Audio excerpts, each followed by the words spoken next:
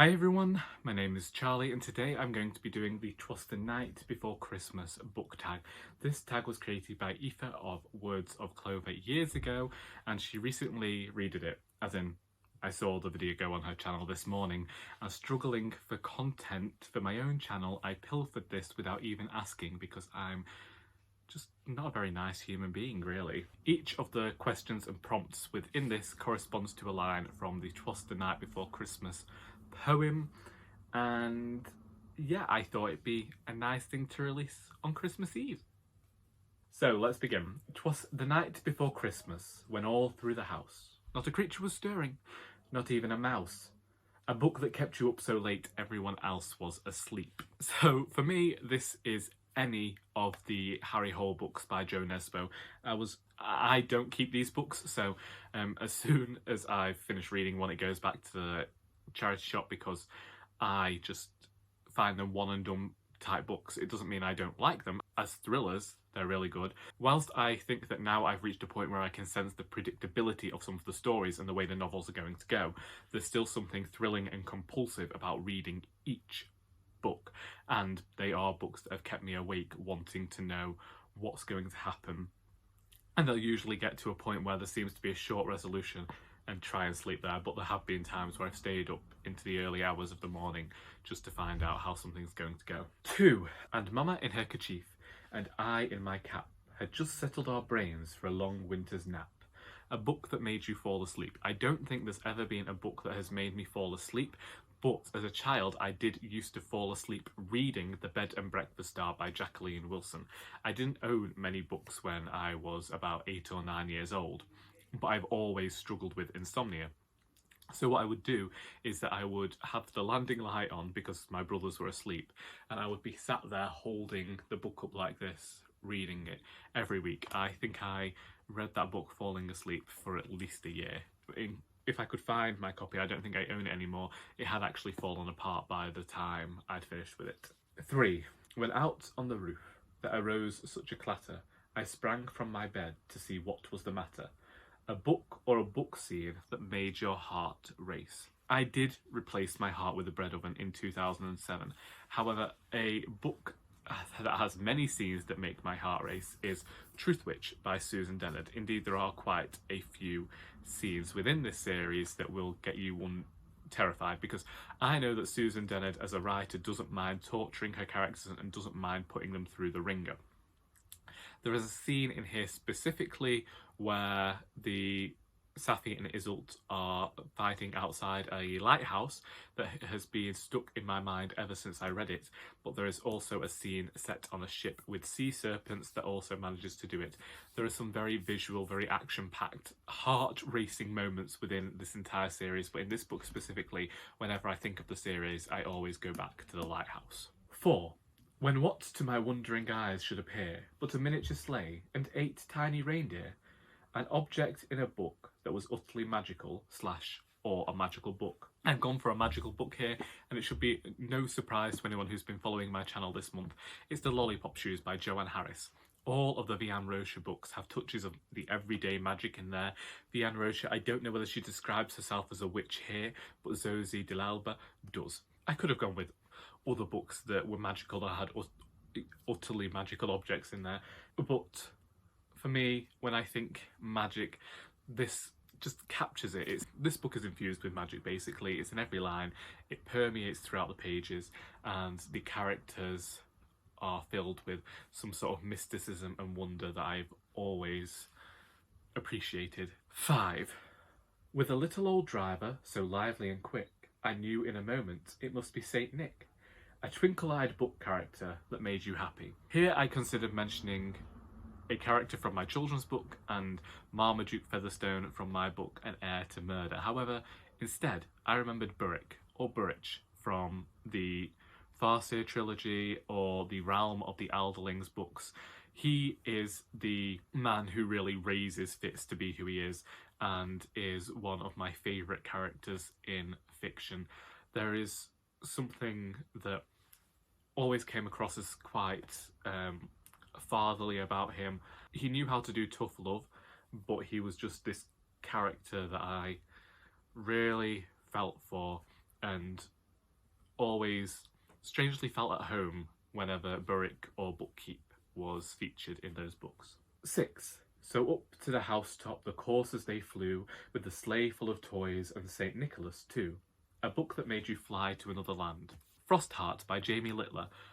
I have missed out on reading a lot of middle grade fiction this year. That is my own fault. I was reading tons when I was writing the children's book.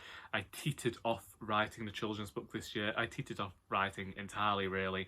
I haven't been my most creative and standards have slipped, but Frostheart is one of those books that just makes me thrilled, and I would have loved to have had this book as a child.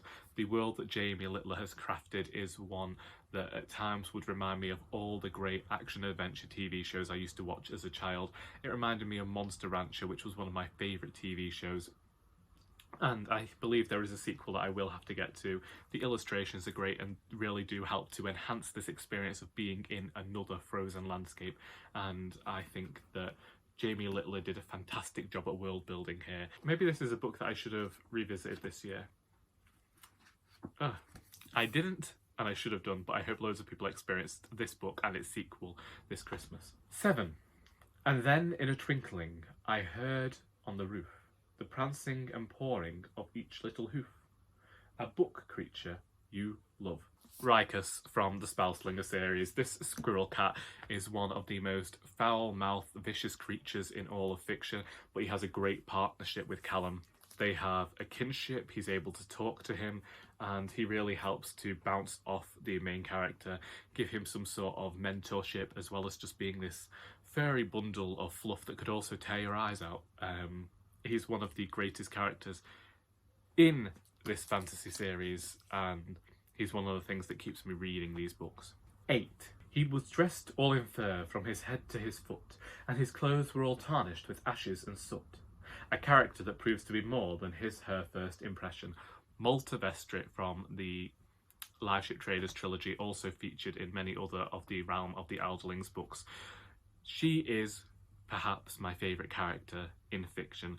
The quest that she goes on with her identity, the person that she is at the end of Ship of Destiny, is not the same person we meet in Ship of Magic. I cannot explain why she began as a character that I despised, but she became a character I loved, and I loved the journey, and it really impressed me with Robin Hobb's writing style that she was able to show that journey of that teenage girl into growing into a woman and recognising what was important. It was a really great take on that tale and made me question my own thoughts on Malta as a teenager and the ideas I was imposing upon her.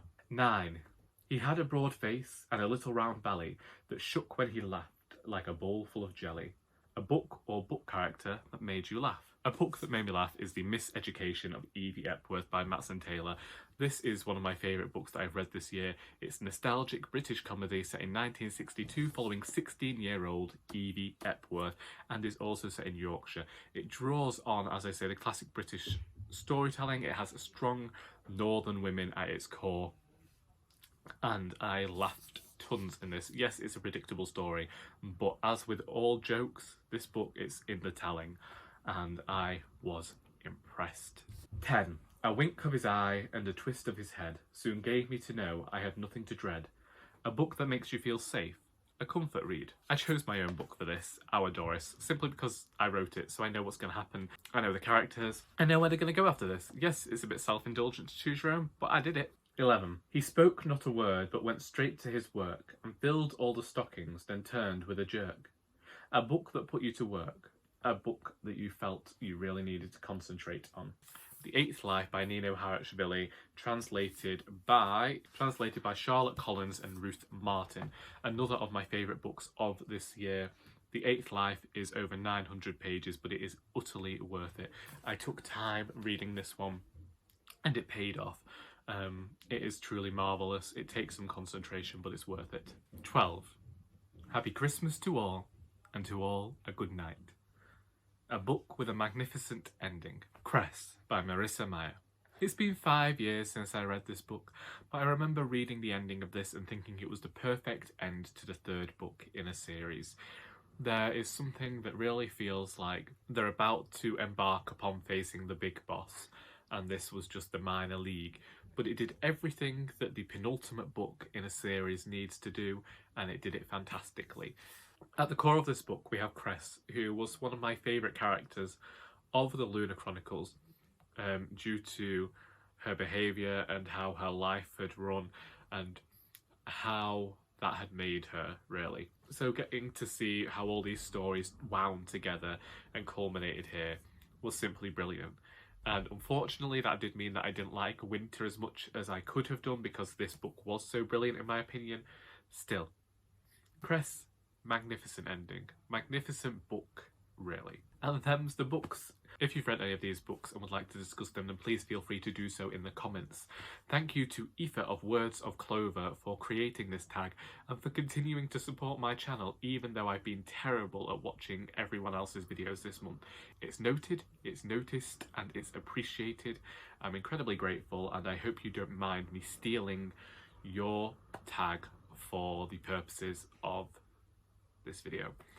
I also hope that everybody else who's watching enjoys this video, and until next time, that is all.